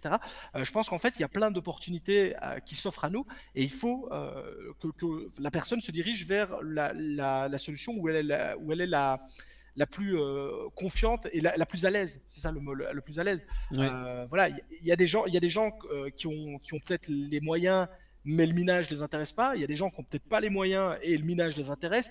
Donc voilà, c'est plein de choses différentes, quoi. Non, c'est clair. C'est ce qu'on fait que de dire à tout le monde. C'est pour ça que l'éducation est importante. Éduquez-vous sur tout ce qui se passe et puis après vous allez choisir les trucs où il y a un feeling. Dans le trading, Alex, là je fais une digression de 2 secondes, mais dans le trading, Alex, il y a des gens ils font que de dire ouais, moi je vais utiliser cet indicateur et celui-là, etc. Parce que toi tu y arrives dessus. C'est le premier à dire bah oui, mais toi tu arriveras peut-être pas dessus parce qu'en fait c'est pas ton feeling, c'est pas ton machin et tout. Donc dans le minage, c'est pareil, dans l'écosystème d'investissement en général, vous avez un certain feeling envers certaines choses et vous y arriverez dessus parce qu'avec le feeling ça va être intéressant. Ça y est, on a reperdu Flo, tout va bien se passer. On va faire Écoute, la il a arrêté de parler. Ouais, on l'a senti partir. On va faire la petite digression sur le minage France versus ailleurs. Ça, c'est un bon exemple. Là, il y a un peu de tout. Moi, je suis en France, TK en Belgique. Et Flo, il a des grosses centrales de minage qui sont un petit peu partout, Islande, etc. Juste rapidement là-dessus. En fait, c'est pareil, tout dépend de comment ça fonctionne, tout dépend de comment vous allez mettre en place le truc. Et là, pour le coup, c'est du cas par cas. Quand vous faites du petit minage en fonction de chez vous, comment tu utilises, etc. En termes de rentabilité, je parle. Et après, comment miner à l'étranger, il y a plein de façons de le faire différentes. Mais toi, par exemple, TK, je sais qu'en Belgique, là, pour le coup, l'électricité, vous avez pété un câble pire que nous, genre en termes moi, je connais bien la Belgique, parce que je vais souvent à Bruxelles, mon beau-père est belge, mais raconte-nous un peu ce qui s'est passé, juste rapidement, le temps que Flo revienne, mais pour rendre compte que, là, vous parlez en France, c'est une tannée, mais il y a d'autres pays où c'est encore différent, et il y en a d'autres où c'est les vacances et tout. Bah, de manière générale, en fait, donc tu l'as très bien dit, le nerf de la guerre, en tout cas dans le minage, parce qu'effectivement, en dehors du fait d'acheter la machine, et peu importe la machine que vous allez sélectionner, celle-ci va consommer de l'électricité. Donc ça, c'est un fait indéniable. Donc vous allez devoir à un moment donné dépenser, enfin vous allez dépenser de l'électricité, et cette électricité, il va falloir la payer. Comme Flo l'a très bien expliqué, si vous avez l'électricité gratuite, c'est qu'il y a quelqu'un d'autre qui la paye pour vous. C'est ça. Donc ça, on met de côté. Donc effectivement, il faut d'abord, la première chose à faire quand on s'intéresse au minage, c'est de voir quel est notre tarif électrique et si éventuellement on a des avantages sur celui-ci. Les avantages, ça peut être soit d'avoir un tarif électrique plus avantageux. Par exemple, si vous êtes un agent EDF ou un ancien agent EDF, je sais qu'ils ont des avantages au niveau de leur facture électrique. Si vous avez des panneaux solaires, si vous avez des éoliennes, si vous avez donc ne serait-ce que des avantages qui peuvent indirectement réduire votre facture, ça va jouer également sur la sélection du matériel. Et puis, il y a aussi, et comme Flo l'a très bien dit, la quantité de machines. C'est-à-dire que si vous avez un petit rig avec 2 cartes graphiques, ça va vous consommer, j'en sais rien, 500 watts. Ce sera très très faible au niveau de l'impact, même si l'électricité est chère, parce que bon, 500 watts, c'est pas énorme, c'est pas ça qui va vous flaguer. Par contre, si comme Flo l'a dit, si à un moment donné vous partez sur 7 ou 8 gros ASIC qui consomment 2-3 000 watts, 24 heures sur 24, 7 jours sur 7, effectivement, là vous allez faire exploser votre facture électrique et ça, il faudra à un moment donné assumer justement ce surplus. Donc la première chose à faire, effectivement, avant même de se lancer vraiment à 100% dans le minage, c'est de se renseigner sur le tarif électrique que l'on a. Et effectivement, comme tu l'as dit, alors la Belgique n'est pas la seule. En fait, c'est plutôt dans l'autre sens. En fait, il n'y avait que la France qui a Oui. appliqué un système de blocage des prix de son Ouais. électricité. Parce que enfin, moi je suis en Belgique, mais je connais très bien les Pays-Bas, la Hollande et l'Allemagne. Ils ont eu comme nous, ils ont eu une hausse monstrueuse de l'électricité. Ouais. Donc de base, nous on était un peu plus élevés que les Français. Donc les Français étaient généralement aux alentours de entre 10 et 15 centimes le particulier lambda classique. Donc si vous avez les avantages, c'était différent. En Belgique, on était plutôt à 17-20 centimes, donc on était déjà un peu plus élevé, mais honnêtement, avec la rentabilité qu'on avait à l'époque, c'était clairement jouable. Et puis effectivement, on a eu la hausse importante de l'électricité avec toutes les mesures qu'on a eues en Europe, la fermeture des centrales, etc. etc. Mm. Et c'est vrai que la France a été relativement bien épargnée là-dessus, puisque la plupart des pays d'Europe ont vu leur prix électrique augmenter, dont la Belgique. Et là, entre guillemets, vous êtes en train de rattraper votre retard, C'est dans ça. le mauvais sens malheureusement, puisque en fait votre facture augmente, mais comme elle aurait dû augmenter. Non, je ne cautionne pas la gestion catastrophique de l'électricité en Europe, mais voilà, vous auriez dû être comme tout le monde à 30 ou 40 centimes, comme on l'a été à un moment donné. Vous étiez toujours bloqué entre 15 et 20. Donc là, voilà, vous êtes en train de remonter à ce que la plupart des pays d'Europe ont à l'heure actuelle. Et donc, effectivement, ça devient très compliqué pour un particulier actuellement, puisqu'on a d'une part l'électricité qui a augmenté fortement, donc ça baisse votre rentabilité. Et surtout, de l'autre côté, il n'y a pas beaucoup de rentabilité au niveau des crypto-monnaies. C'est-à-dire que Mm. une machine de minage, j'invente totalement, qui allait vous sortir à l'époque, par exemple, 40-50 euros par jour, brut, il fallait retirer l'électricité, mais bon, soit, cette même machine, à l'heure actuelle, ne va peut-être plus vous faire que 5 euros. Donc tu comprends bien qu'à l'époque, si tu faisais 50 euros, tu avais même 30 euros d'électricité, il te restait 20 euros, tu étais content. Ton électricité, elle a augmenté, donc là, tu n'es peut-être plus à 30 euros, tu es peut-être à 40 euros d'électricité, sauf que la machine, elle t'en rapporte 5, et donc tu es en négatif. Et donc Ouais. ça n'a pas d'intérêt de miner, en tout cas de miner pour la rentabilité instantanée, puisque c'était ce qui était évident d'ailleurs à l'époque, la plupart des mineurs cherchaient, c'était la rentabilité instantanée, puisque Mm. bon, tu disais, je fais 50 euros par jour, j'ai acheté la machine 2000 euros, au bout de X jours, j'ai rentabilisé la machine. À l'heure actuelle, en tout cas pour les mineurs qui sont encore présents, sachant que le tarif de l'électricité a augmenté, il y a toujours énormément de compétition entre les mineurs, etc., etc. On n'est plus sur cette vision de rentabilité instantanée où je suis rentable et voilà, mais les mineurs sont plutôt partis dans ce qu'on appelle du spec mining, en tout cas pour les mineurs GPU, je parle effectivement parce que Ouais. les mineurs Bitcoin c'est différent, hein, mais pour les mineurs GPU, on est parti, enfin ils sont partis et moi aussi un peu sur le spec mining. Donc le spec mining, ça veut dire qu'on accepte de miner une crypto-monnaie à un instant T qui n'est pas rentable. Donc tu dis, bah ok, je la mine et sur l'instant T, je perds de l'argent. Et tu fais un pari sur l'avenir en te disant, si par la suite elle prend énormément de valeur, c'est pas toujours le cas, attention, hein, elle peut ne pas décoller, eh bien ça rentabilisera tout le temps à l'avant que j'ai miné. Sauf que c'est une autre vision, une autre philosophie, une autre approche du minage.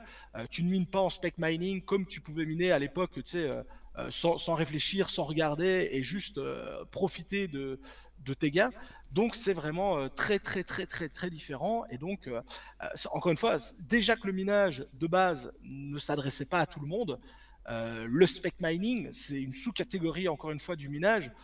Ça s'adresse encore à moins de monde parce qu'il faut déjà avoir de bonnes connaissances techniques de l'écosystème, bien comprendre les différentes crypto-monnaies, les différents algorithmes, les différentes façons dont fonctionnent les choses. Donc ça s'adresse encore à moins de monde. Donc voilà, j'ai envie de dire, c'est une complication. Ce que l'on attend tous, entre guillemets, en tout cas les mineurs GPU, c'est de voir si le marché repart, donc avec le marché Bitcoin et compagnie qui reprend de la valeur, est-ce qu'on va récupérer de la rentabilité au niveau de la crypto-monnaie, même si l'électricité est très chère, ou est-ce qu'au contraire, il y a déjà tellement de mineurs en place que malgré tout, si même le marché reprend des couleurs, eh bien, la rentabilité restera quand même trop faible en Europe, encore une fois, que pour être intéressant, puisque nos tarifs électriques ont fortement augmenté, quoi. C'est ça. Puis il faut avoir la capacité de payer l'électricité tous les mois aussi, en attendant De que ta tu vends poche, rien, oui, quoi. sans être certain de toucher quelque chose. C'est Donc, ça. C'est après, c'est comme vraiment. je dis toujours, si tu as un petit rig, tu sais, si ça te coûte, et j'invente, tu as une facture de 100 euros par mois, si ta facture passe à 110 euros, bon, c'est une augmentation, c'est 10%, c'est déjà une belle augmentation, Mm. mais en théorie, ça va pas te flinguer. Par contre, effectivement, si tu as une facture de 100 euros et que tu l'amènes à 300 euros, hein, et que tu n'es pas sûr que tu vas la rentabiliser, enfin, la gérer, là, on est d'accord, c'est un tout autre problème. D'ailleurs, la plupart des personnes qui font du spec mining à l'heure actuelle, elles le font avec des très petites puissances de minage, Ouais. puisque justement, comme c'est extrêmement risqué, tu vas pas aller jouer une grosse somme. C'est un peu comme si tu joues au casino, tu vois, et que tu dis, bah, Ah oui, c'est je ça. vais pas tout mettre sur un chiffre, parce que la chance que le chiffre tombe est très faible, donc on joue petit à petit, quoi. Et donc, tu as des mineurs comme ça qui font tourner 2-3 machines 2-3 jours, ça consomme un peu d'électricité, et puis ils arrêtent, ils passent sur une autre crypto-monnaie, et ils font comme ça ils se constituent des petits bags en se disant bah ok peut-être celui-là va pas percer, ok celui-là va pas percer, peut-être le suivant, etc. Alors qu'avant quand tu faisais du minage entre guillemets, c'est pas péjoratif, mais tu faisais du minage bête et méchant sur Ethereum, Mm. tu lançais tes rigs de minage sur Ethereum, tu fermais les yeux, et puis au bout d'une semaine, un mois, que sais-je, tu regardais, tu fais ah j'ai fait 4 Ethers, ah bah je vends 4 Ethers, l'Ether est à 500 balles, bah ouais génial, j'ai fait 2000 balles, je suis content, et ça s'arrêtait là, quoi. Donc Ouais. le spec mining c'est vraiment un monde à part, et ça concerne le minage à la carte graphique ou avec des processeurs. Effectivement, Flo en parlera bien mieux que moi. Quand vous avez une ferme de minage, donc avec énormément de machines, du personnel à payer, des emplacements, des locations, hein, ou des constructions à rentabiliser, etc., tu peux pas te permettre de fermer les yeux et de dire peut-être qu'on va miner celle-là et peut-être qu'elle va prendre de la valeur. Non, Le spec mining est un poil plus compliqué. Ouais. quand tu as une industrie, que tu as des gens à payer, que tu as des charges à payer, que tu as des choses à payer importantes, hein, on ne parle pas d'un petit particulier qui a sa petite machine dans son coin, tu ne peux pas te permettre de faire du spec mining. Et c'est d'ailleurs pour ça, et Flo l'a très bien dit, la plupart des grosses fermes de minage se sont tournées naturellement vers le Bitcoin parce que ça reste la valeur sûre à l'heure actuelle et qui permet encore d'avoir de la rentabilité à condition d'avoir un tarif électrique avantageux. Je te laisse. Alors, ça va vraiment dépendre des entreprises et de leur business Voilà. model. Et attention, je critique pas un business model qui est mieux ou pire qu'un autre. Ouais. C'est que si tu as un business model où tu prends énormément de upfront, donc ça veut dire que tu prends énormément d'argent directement sur la vente de la machine. Typiquement, la machine, je sais pas, je l'ai pris au pif, tu l'achètes 1000, tu la revends 5000, tu t'en fous de vendre des futurs tabourets, tu vois, genre des ASIC qui font du Black 2S, des trucs et tout, tu t'en fous, tu envoies tes clients dans le mur parce que tu prends pas, c'est ton business model de faire de l'argent en vendant tu deviens Ikea, tu vois, donc Ikea mining. Donc tu t'en fous que le mec il fasse de l'argent derrière ou pas. Ouais. Et attention, c'est pas une critique, hein. C'est juste que voilà, Bah non, c'est un des business ventes. model. Comme tu achètes une voiture, comme tu achètes rien, c'est du business. Nous, effectivement, avec notre entreprise, on a un modèle où on fait très peu de marge sur la vente de la machine, on fait peu de marge dessus, on fait quasiment pas de marge sur l'électricité, mais on va prendre 10% de frais de gestion sur le net miné. Donc, si le client ne fait pas d'argent, on ne fait pas d'argent. S'il fait de l'argent, on fait de l'argent. C'est du gagnant-gagnant. Donc, nous, on a un intérêt à avoir énormément de clients en bear market et en avoir pas du tout. D'ailleurs, on a fermé nos portes en bull market. Ouais. Et Summit, c'était le cas aussi. C'était Summit qui avait fermé ses portes. Une décision très courageuse de Mathieu, d'ailleurs, à l'époque. Donc, Pas simple comme décision, c'est clair. Ouais, pas simple. Quand tu as des milliers de clients qui toquent à ta porte et que tu as les couilles de fermer ta boîte en disant non, vous allez tous vous rétamer, franchement, chapeau bas. On en avait déjà parlé, hein, ouais. Franchement, il y a plein de décisions qui ont été très bonnes. Donc quand tu as un business model comme ça, tu peux pas te permettre de vendre des ASIC qui vont faire du Caspa ou du Cadena. Sauf si le client est vraiment prêt à accepter le risque avec une grosse somme et du coup le conteneur de mining il est vraiment pour lui. Mais nous derrière c'est de l'investissement dans la ferme, c'est-à-dire qu'il faut payer le conteneur, il faut payer la place, il faut payer l'extraction. Cette machine a un coût pour la mettre en place. Donc mettre des machines de clients et se dire qu'on est tributaire non seulement du marché mais surtout d'un projet. C'est-à-dire qu'en fait tu rajoutes un layer de risque, tu rajoutes une couche de risque. Parce que quand tu as une entreprise qui gère, tu vois, Ethereum, c'est presque une boîte, tu vois. Enfin, bon, allez, non, Ethereum, peut-être moins. Mais ouais, si, quand même, quand tu veux dire que tu peux faire rollback ta blockchain, et on va appeler ça Ethereum classique, et l'autre, c'est l'Ethereum normal, alors qu'il y a eu un hack. Enfin, bref. Bitcoin n'a pas d'entreprise. Bitcoin n'a pas d'entreprise, donc t'as pas un mec qui vient venir en ours polaire ou en ours dire oh là là, on va tout refaire. Donc, vu qu'il n'y a pas de boîte derrière, c'est un layer de risque en moins. Donc nous, on s'assure d'avoir un minage qui est dépendant uniquement du marché. Et pas si le projet casse pas ou Cadena ou je ne sais quoi, Black 2S, n'importe en algorithme, meurt. Si ça meurt, ça fait des tabourets. Et les tabourets, pour nous, c'est gênant. Parce qu'il va falloir toquer chez le client, dire bah, en fait, tu as un contrat d'énergie avec nous, il faut payer l'électricité. Donc, ton tabouret, on en fait quoi? On le débranche, on le débranche pas, sinon, il faut payer les lecs. Et parce que ça fait plus rien en rendement. Et même en termes de déchets électroniques, j'ai envie de dire, des machines Bitcoin sont toujours rentables. En fait. Même les vieilles machines, elles sont toujours rentables pour quelqu'un. En Afrique ou n'importe où, à 1 centime ou 2 centimes le kilowattheure, voilà, c'est les machines, elles vont arriver là-bas. Ou alors elles sont récupérées pour faire des puces pour des radiateurs, des choses et tout. C'est ça. Et si l'algorithme il est mort ou, ou que la crypto elle est morte, bah, la machine c'est un tabouret. Donc je critique pas en soi, ça se trouve on en vendra un jour, hein, des machines qui font du Caspa ou du Cadena si on voit que vraiment il y a quelque chose à faire. Mais il y a quand même l'expérience qui parle et avec les années, tous les ASIC qui sont sortis, tous, quasiment tous en tout cas, c'était un attrape-pigeon. C'est-à-dire que sur le coup, on voit 2000% de rendement à l'année alors que le Bitcoin il est à 20%. Et on va se dire, waouh, trop bien, 2000% de rendement. Ouais, sauf qu'une fois que ça va être livré chez vous, la difficulté, elle va exploser. Ah ouais. Un truc de malade. Donc, c'est un problème. On l'a vu plein de fois avec des débutants. TK, Kevin, je sais pas ce que tu en penses. Sur ta chaîne, je pense qu'il y en a plein qui ont dû se taper le mur comme ça en achetant des ASIC qui leur servent plus à rien aujourd'hui. Donc, c'est quelque chose qu'on voit depuis des années et des années et des années. Ça se répète, ça se répète. Alors, un jour, il y en a peut-être un qui va percer. On va dire ah, mais Florent, mais quel connard, il nous avait dit que ça servait à rien d'acheter cet ASIC. Non, si vous croyez au projet, allez-y. C'est comme une ICO. Enfin, je veux dire, si vous croyez au truc, allez-y. Mais pour nous, entreprises de mining professionnelles qui vendons des machines de mining qu'on se rémunère et que l'on se rémunère sur la performance par le client, c'est un mauvais choix stratégique d'accepter ce genre de machine. C'est tout. Non, c'est clair. Bon les amis, on a fait un gros tour. On va se faire une petite introduction au minage versus l'écologie parce que là on a dépassé le temps fois 1000, mais on s'en fout.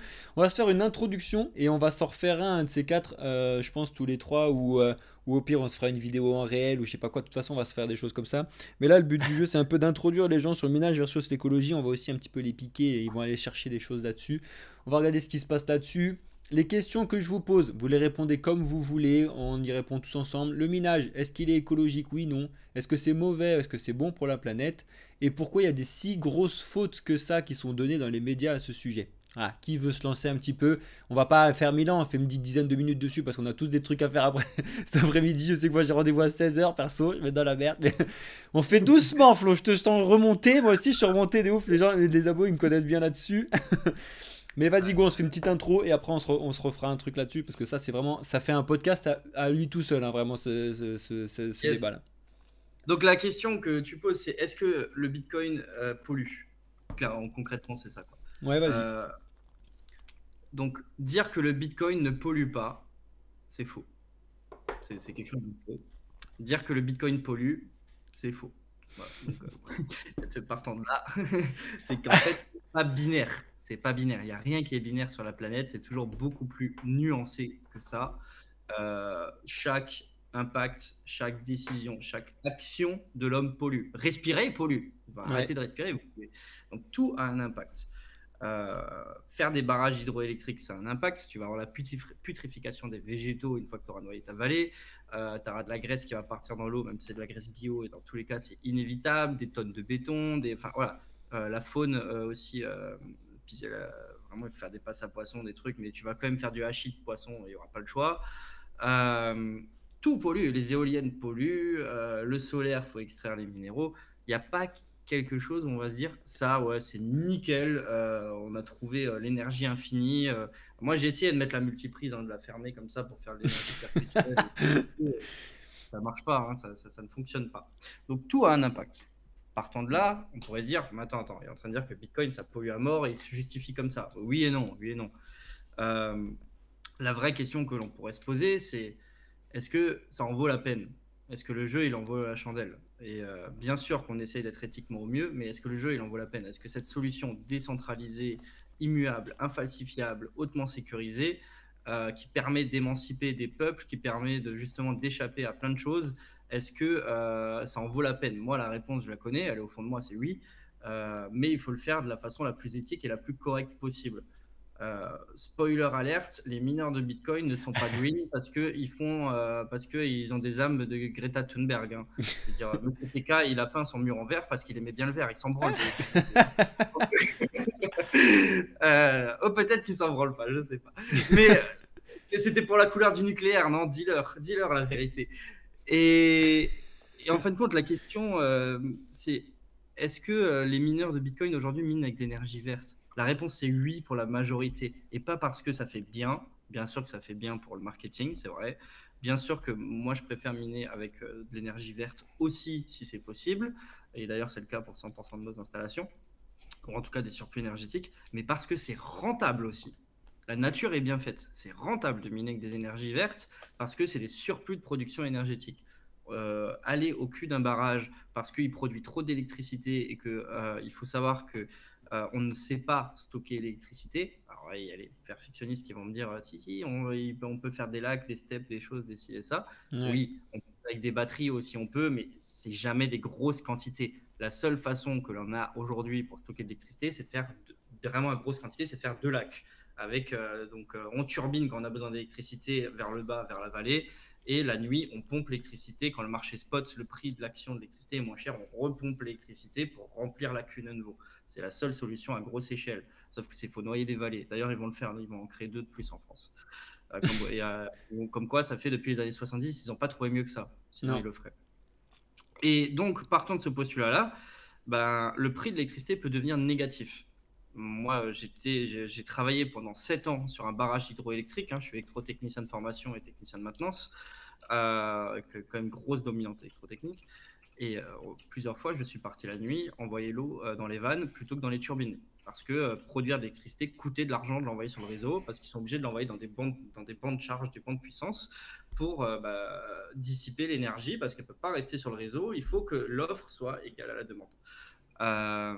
C'est le principe de base de l'électricité. Et donc, mais tu fais bien de le dire parce que ça, les gens ils se rendent vraiment pas compte. Les gens ils se rendent pas compte du tout de ce truc-là, des pertes et tout, qu'on a besoin de produire ça alors qu'il n'y a que ça qui est consommé et que tout ça c'est balancé dans la terre. Et tu fais bien de le répéter. Voire pire, c'est que du coup tu es obligé de le mettre et de le faire tourner débile. Et du coup c'est pour ça qu'ils payent des gens des fois. À l'époque, là c'est un peu moins en ce moment, mais ils payaient des mineurs. Il payait, c'est-à-dire qu'en fait le mineur non seulement il minait, puis en plus il était payé pour aller utiliser de l'électricité. Vous vous rendez pas compte du truc, mais c'est comme ça que ça se passe, quoi. c'est complètement le cas. Et en France, aujourd'hui, c'est moins le cas parce que les Allemands nous ont fermé une de nos centrales nucléaires pour nous polluer avec leur charbon. Mais sinon, Exactement. ouais, bah, moi, j'habite en Alsace, donc je peux te le dire. Ah bah ouais, je sais bien, t'inquiète. Je rigole, quoi. Et la Belgique, ça va être pareil. Ouais. Merci les Allemands. Merci les politiques, surtout. C'est pas la faute des Allemands. Ce que je disais, c'est que donc aujourd'hui, c'est rentable de miner avec des barrages hydroélectriques qui sont en surproduction parce qu'on devient leur meilleur et leur pire ami. Pourquoi leur meilleur et leur pire? C'est parce que c'est le meilleur, il s'assure un client avec une électricité permanente 24/24 avec la même consommation. C'est le rêve pour un énergéticien. Ouais. Il sait que son électricité, il ne va pas la vendre en dessous de 7, 6, 5, 4 centimes le kilowattheure. Il ne va pas se retrouver à éteindre ses turbines. Parce que aussi, il faut, voilà, éteindre des turbines pour les redémarrer, c'est un casse-tête. C'est toujours des pannes qui arrivent. C'est des bébêtes qui doivent tourner 24/24, comme les machines de mining d'ailleurs. Donc il y a de ce côté-là, et je parle que des barrages, mais on pourrait parler de la géothermie, on peut parler du flare gaz, on peut parler justement de toutes ces... En fait, les infrastructures, elles sont créées avant que les populations arrivent. C'est-à-dire, on va construire un barrage dans le but d'une expansion de la population. Donc au début, c'est pas rentable. On va construire plein de choses et qui ne sont pas rentables à l'instant T. Et pourquoi on est leur pire ennemi? Parce que quand le marché il va monter, ils vont quand même nous le vendre à ce prix-là qui est pas cher. Mais ça reste un vrai tampon et un vrai soutien, une vraie béquille économique pour les énergéticiens, le mining de Bitcoin. Également, quand le marché est saturé, le mineur de Bitcoin est capable de s'effacer ultra rapidement, en quelques secondes. C'est ça. Il n'y a aucune autre industrie qui est capable de s'effacer du réseau quand le réseau il est critique. Nous, on peut débrancher les machines, tac, à distance, on appuie sur un bouton, ça y va. Alors qu'un OVH ou une usine de métallurgie, l'usine de métallurgie, tu l'arrêtes comme ça, elle est morte. Tu peux la jeter à la poubelle, des millions à la poubelle. Un OVH, tu l'éteins, au mieux, tu as perdu ta partie dans un jeu vidéo, et au pire, tu as perdu toutes les données d'une boîte qui sont hyper cruciales, quoi. Donc, c'est ça. Pas. Donc, le mineur de Bitcoin, c'est vraiment la solution parfaite. Et pour le flare gaz, encore mieux. Et là, je vais y venir, parce que pour en avoir fait, et Julien est en formation avec 6 personnes sur la planète en ce moment, vraiment pour se spécialiser dans le flare gaz et le torchage. Je vais expliquer rapidement ce que c'est. Donc, Julien, c'est mon associé. Pour ceux qui ne savent pas, je fais comme si on me connaissait, mais ce n'est pas forcément le cas. Quand il y a des puits de pétrole, des puits de gaz de schiste, ça c'est une fatalité, on ne pourra pas le nier, ils existeront toujours.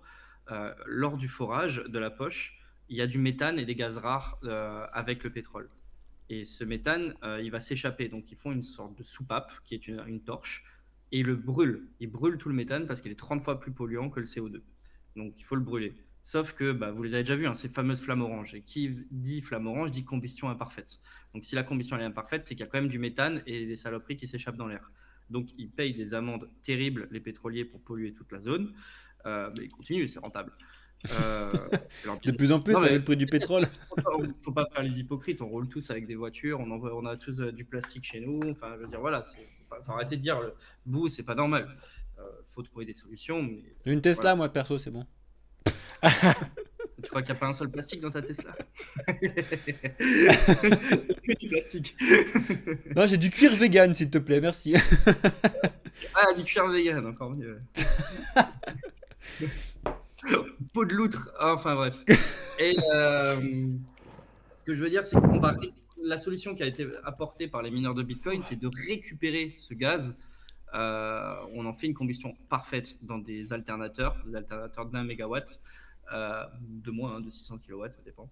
Ça dépend de la marque. Et on récupère du coup 90-95% de ce gaz pour faire cette combustion parfaite. Ça fait des crédits carbone aux pétroliers parce que il n'y a plus de méthane qui est dissipé dans l'air, c'est plus que du CO2 quasiment, et quelques petits trucs, quelques petites choses.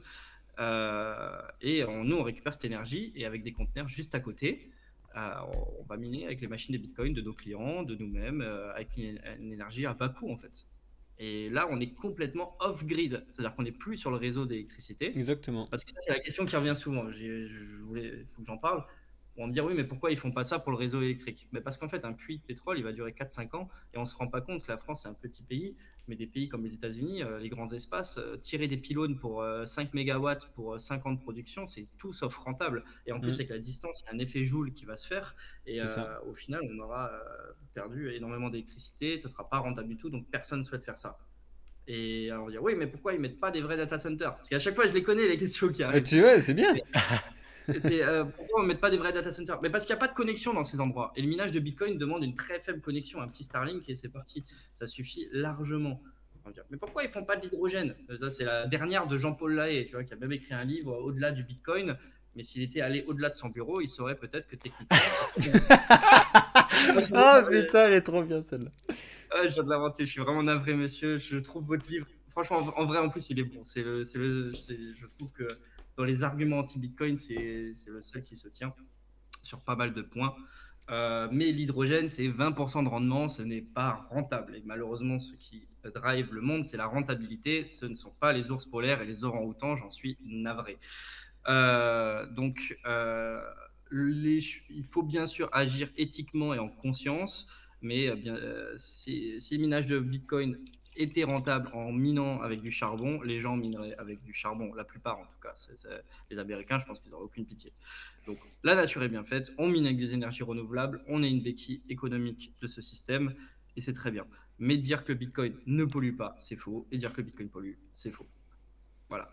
C'est très bien dit, on a fait une bonne introduction. Et pour ajouter des trucs, le problème aussi qu'il y a, pour répondre sur le truc des médias, où c'est pas forcément qu'ils disent que c'est polluant, mais le problème des médias aussi, c'est qu'ils font des comparaisons qui n'ont pas lieu d'être. La meilleure comparaison qu'il y a eu, qui était tombée il y a quelques années, c'était Bitcoin consomme autant que la Belgique, la Suisse et je sais pas quoi réunis. C'est une comparaison qui n'a même pas lieu d'être. Elle n'existe pas, ça sert à rien de faire cette comparaison. Pourtant, ça a parlé à tous les ménages. Les gens ils se sont dit waouh, la Belgique, c'est quand même incroyable et tout, ils consomment l'électricité et tout, c'est un truc de ouf et tout. Donc ils sont très très forts marketingment parlant comparé à nous. Flo, on le disait, ils sont vraiment bons pour faire des trucs débiles, de dire voilà, ça consomme aussi autant que ça, donc c'est une catastrophe. Bah non, t'as fait une digression complètement débile. Et là, TK, t'as dû être à fond là-dedans quand ils ont dit ces trucs-là. Bitcoin consomme comme la Belgique, ouais, c'est bien. Et alors Mais, ça fait quoi ce cette ce information? que j'avais même dit, moi, c'est parce que là, en fait, quand les gens imaginent, enfin, les gens qui ne sont pas dans l'écosystème crypto, ils disent, bah oui, voilà, il y a des gens qui consomment l'énergie d'un pays entier pour rien, parce que pour ces personnes-là, le Bitcoin n'a pas lieu d'être, ça n'a pas d'intérêt, et donc c'est vraiment pour rien.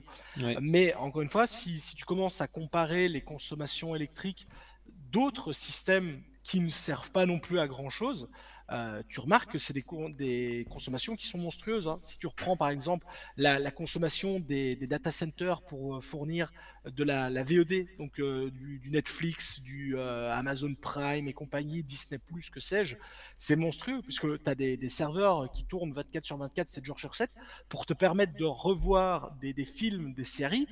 Et on peut aussi se demander l'utilité et la légitimité de ce genre de service. Encore une fois, à partir du moment où tu veux trouver un Ouais. point de critique, Si tu tu veux pourras tuer toujours Jean-Michel, trouver. tu dis qu'il a la rage. Hein. Donc, Voilà. Ouais, c'est clair. Non, Donc, en fait, voilà un c'est petit très peu, vrai ouais. ce que tu dis. C'est vrai, c'est très vrai ce que tu dis, Kevin. Et c'est un truc mais qu'on voit tout le temps. Mais si on le comparait au réseau bancaire classique, je serais curieux d'avoir les vrais chiffres. Parce que moi, les chiffres que je vois, j'y crois pas. Aucun. Que ça soit sur le Bitcoin créé par des lobbyistes pro-Bitcoin, et de l'autre côté, des études qui vont démonter le Bitcoin payées par des banques. Bon, il n'y en a aucun auquel. Voilà. Moi, je crois ce que je vois. Moi, sur le terrain, je connais quasiment tous les mineurs de la planète. C'est un petit monde. On est dans le Bitcoin Mining Council. Enfin, on était quand j'étais encore Summit hier. Et 60-70% sont avec l'énergie renouvelable. Donc, c'est quelque chose qui est une réalité. Alors, bien sûr qu'il y aura toujours des gens qui vont miner du charbon. Bien sûr qu'il y aura toujours ça. Mais c'est sporadique. Mais si on prend en compte, en général, il ne faudrait pas comparer avec le système bancaire classique, mais prenons en compte dans leurs calculs, rajoute tous les salariés qui vont dans leur banque tous les matins, rajoute tous les bâtiments qu'ils ont construits, rajoute tous les ATM, rajoute toutes les bagnoles et tous les fourgons qui doivent remplir les billets, rajoute l'impression des billets, rajoute même Donc d'ailleurs, le proof of work le moins rentable du monde, c'est les pièces. Hein. Ça leur coûte plus cher de taper des pièces que la Ah valeur ouais, de la frapper pièce. des pièces, c'est une catastrophe. Hein. Vous vous rendez pas compte, hein, mais c'est le pire truc du monde. Les 1 centime, les 2 centimes, c'est 5 centimes. C'est comme si vous miniez avec de l'énergie négative, mais qu'en plus, votre coin, il peut que descendre. Donc, Ouais, c'est complètement débile. il peut que descendre en plus. Tu peux pas attendre de bull market. Hein.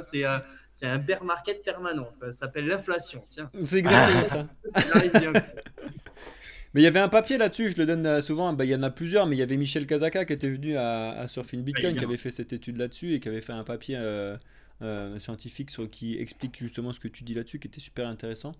Mais enfin voilà, en gros vous avez vu un peu l'idée du minage et vous avez vu un petit peu tous les points qui sont de base importants, ce que c'est s'éduquer, être conscient d'où on met les pieds, le minage en France versus les autres pays et surtout le minage versus l'écologie. C'est des points qu'on voulait voir vraiment de base avec vous, mais vous avez compris avec ce que vous avez dit Flo, c'est qu'il peut y avoir un débat mais pendant longtemps et qui est très important sur minage versus écologie versus planète, parce que là on n'a même pas dit forcément tout plein de trucs, il y a plein d'autres choses, c'est débile, mais le minage est l'une des seules choses qui permet d'apporter l'électricité à certains Africains par exemple. C'est débile, mais parce qu'en fait c'est pas rentable de leur apporter l'électricité, donc en fait tu es obligé, comme l'a dit Flo tout à l'heure, on est dans un monde où on est régulé par l'argent, et du coup en fait que les Africains qui soient perdus, qui sont off-grid complet et qu'ils aient de l'électricité, les gens ils en ont rien à foutre. Mais par contre quand tu amènes avec une ferme de minage et que tu vas dire bah voilà je vous mets une centrale solaire qui fait ça et vous avez l'électricité en plus, bah tout le monde s'y retrouve, tout le monde est content. Il y a plein de choses comme ça qui sont résolues grâce et uniquement grâce à Bitcoin, donc, et au minage, etc. Franchement, on a fait le bon point là-dessus. Pour les questions, les amis, j'ai vu qu'il y a plein de trucs intéressants. Je vous invite à les mettre sur la vidéo YouTube qu'on va mettre demain sur la chaîne de Blockchain Capital. Et on va prendre le temps, TK et Flo, si jamais vous avez le temps de passer sur la vidéo et regarder les questions et tout. Parce que j'ai vu des questions qui sont super intéressantes de tout le monde. Et comme on n'a pas eu le temps tout le temps de se poser là-dessus, il faudrait qu'on fasse vraiment un moment en réponse aux questions et tout. Mais venez les poser dans la vidéo, parce que j'ai vu qu'il y a plein de trucs intéressants sur la nouvelle formule de calcul justement du rapport de Cambridge. Qu'est-ce qu'on en pense? Il y a eu plein de questions intéressantes, mis à part plein de petits trolls sur Flo et tout, sur sa gastro. Il y avait des trucs super cool. Franchement, je trouve que ce type de podcast là, il n'y en a pas assez et c'est hyper intéressant à regarder. Ça s'écoute, ça se regarde, etc. Donc ça permet aussi de vous ouvrir et d'éduquer un peu l'esprit là-dessus. Donc n'hésitez pas à partager la vidéo avec vos amis, à en parler en dîner de famille pendant que vous êtes en train de parler de politique et de thunes, que ça fout le bordel avec votre oncle. Let's go! Allez-y, parlez de bidage et d'écologie, vous allez voir, ça va être sportif de ouf. Mais bref, du coup je voulais vraiment vous remercier tous les deux, Flo et TK, pour être venus sur la chaîne et pour discuter de tout ça. Le but du jeu c'est qu'on reproduise de temps en temps des trucs comme ça. Potentiellement on viendrait aussi chez vous. Flo en plus, de toute façon tu es sur un renouveau complet là à partir d'aujourd'hui et demain, donc tu as tout à refaire, donc let's go, ça va être tout sportif pour toi. Et je compte sur vous pour m'aider, hein, avec plaisir. Avec un grand plaisir, franchement, en tout cas, un grand plaisir. De la commune de tout le monde, ça va être insane. Donc, franchement, merci beaucoup à tous les deux. Moi, je suis déjà en retard pour mon rendez-vous, mais on s'en fout, c'est pas grave. Toi aussi, Flo, t'avais un truc, je crois, cet après-midi. Et toi, TK, je sais plus si t'avais un truc. Moi, j'ai. Ah non, mais toi, t'as gastro maintenant, donc en fait, t'as décalé tous tes trucs, effectivement. J'ai, à mon avis, au moins 4000 messages auxquels je dois répondre. Ah là, t'es harcèlement complet, là. J'ai mis Kevin tout à la fin, parce que maintenant, il m'a vu. Faut le répondre. Vous retrouverez du coup dans la description de la vidéo, bien évidemment, les chaînes, les réseaux et les nouveaux réseaux de Flo qui arrivent. Vous allez retrouver ça dans la description. Les réseaux, ils y sont déjà là. Les réseaux, vous pouvez venir. C'est Floren-21M. Mais bien sûr, ensuite, il y a les réseaux de l'entreprise. Les réseaux de l'entreprise, voilà, c'est ça que je te dis, que je les rajouterai sur la vidéo, genre quand ils seront sortis, etc. Parce que dans la description, on peut le rajouter dessus. Je vous mettrai personnellement quelques sites. Je vais en demander aussi à Flo et à TK s'il y a des sites importants, intéressants que vous pouvez avoir dans le minage. Moi, je pensais vraiment à la base, du what to mine, du drop reference, du Hashrate NO, du 2Miner, etc. Il y a plein de sites comme ça qu'il faut que vous puissiez mettre en favori. Vous faites un petit case miner, minage, et vous avez plein de trucs là-dessus.